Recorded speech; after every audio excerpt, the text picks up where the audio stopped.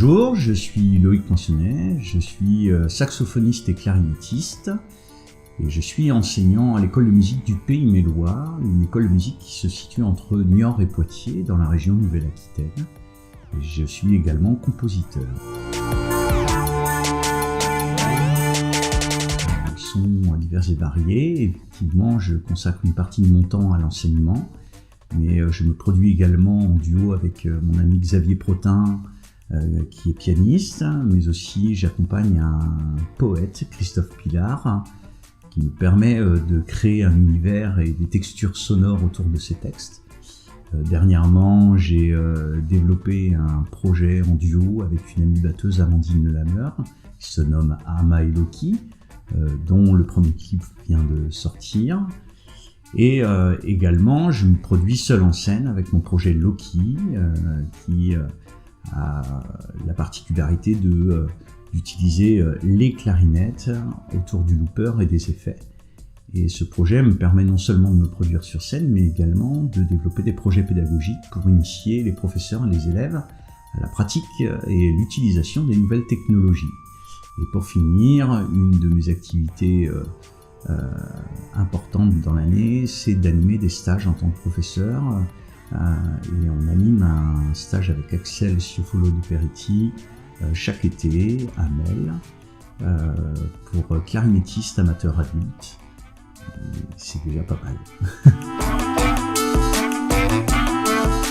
Alors la composition, c'est arrivé assez naturellement lorsque, à l'âge de 20 ans, je me suis tourné vers une vie professionnelle de musicien.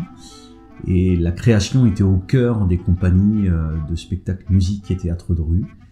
Et donc je me suis pris au jeu de composer. Et encore plus récemment, j'écris énormément pour mes élèves. Et donc maintenant, je me tourne cette page de composition plutôt vers la pédagogie, même si je l'utilise toujours autant dans mes projets artistiques.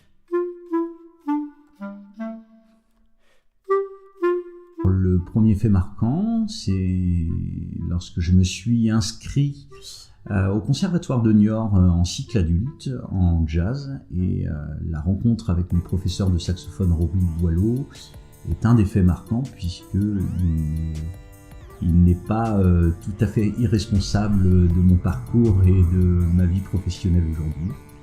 Le deuxième fait marquant, je dirais que c'est la rencontre avec ma meilleure amie Axel Ciofolo de Peretti, clarinettiste et saxophoniste, qui m'a encouragé, aidé et même souvent rassuré lorsque j'ai décidé il y a 7 ans de me tourner vers l'enseignement.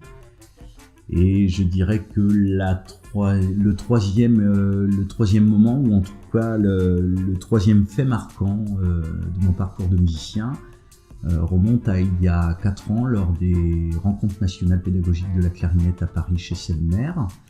Et j'ai eu le plaisir d'échanger quelques mots et d'échanger aussi les numéros de téléphone avec Alexis Ciesla.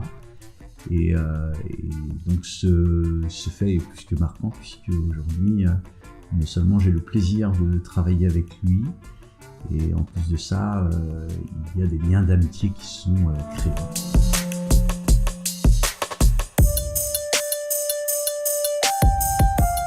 Eh bien, la clarinette, pour la simple et bonne raison, c'est sa sonorité. Alors, on peut évidemment explorer en long et en large des différentes sonorités, mais il y a quelque chose de particulier dans ce son pour moi. C'est cette capacité à traduire nos émotions à travers l'instrument. En l'occurrence, je me suis dit que je pouvais jouer un petit bout de thème d'une composition que j'ai réalisée il y a quelques mois. Et j'adore la clarinette dans le registre grave particulièrement.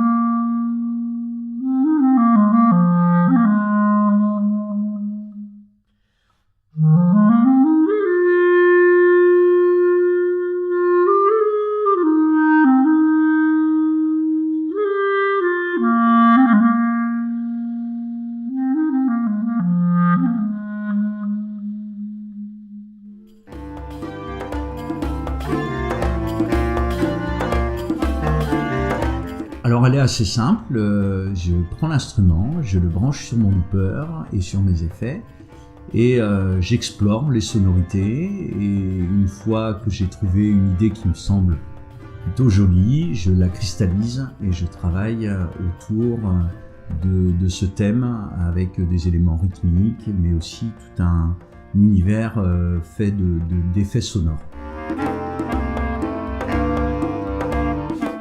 Alors je vais m'arrêter sur un seul, si je devais en donner un, ce serait d'écouter, de repiquer des thèmes, de relever des improvisations, d'écouter différents univers musicaux, je pense qu'en se nourrissant en fait de ce qu'on entend, ça nous permet de nous créer en fait une identité sonore et de nous créer aussi une identité à travers notre interprétation. Je pense que l'interprétation elle est propre à chacune et à chacun, et le fait de se nourrir des autres sans mimétisme nous permet de façonner ce qu'on est dans le son et dans l'interprétation.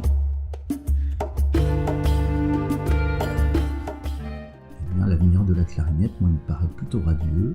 On sort d'une période pas très facile, et malgré tout, on retrouve tous nos élèves avec une envie débordante et une motivation importante à participer au projet et à apprendre.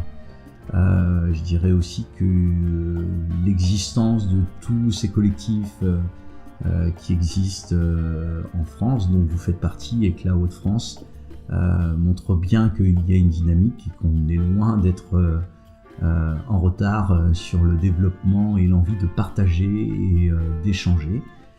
Et je dirais que de manière un peu plus personnelle, moi j'ai le plaisir de jouer les clarinettes Henri Selmer Paris, et d'avoir un lien très particulier avec l'équipe Stéphane Gentil, Christophe Grèze et Adrien Bess, et Arnaud Montois, Johan, Seb, et on a la chance d'avoir des manufactures qui travaillent sur le développement de notre instrument, et Henri Selmer a cette particularité de travailler pour les grands clarinettistes, mais aussi donc quand je parle de grands, je parle des solistes effectivement qui sont souvent mis en avant, mais tous les professeurs qui sont aussi de grands musiciens, et tous les élèves qui font partie aussi des grands musiciens et qui seront et feront partie des grands musiciens.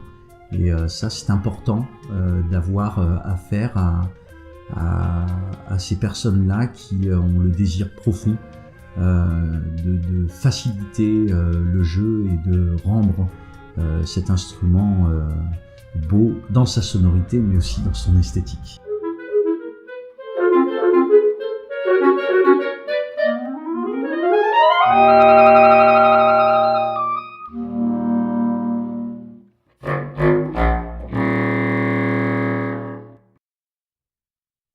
Et bien voilà, du coup je vous remercie, je vous envoie plein de gros bisous et je vous dis à très bientôt. Et surtout, vive la clarinette, vraiment.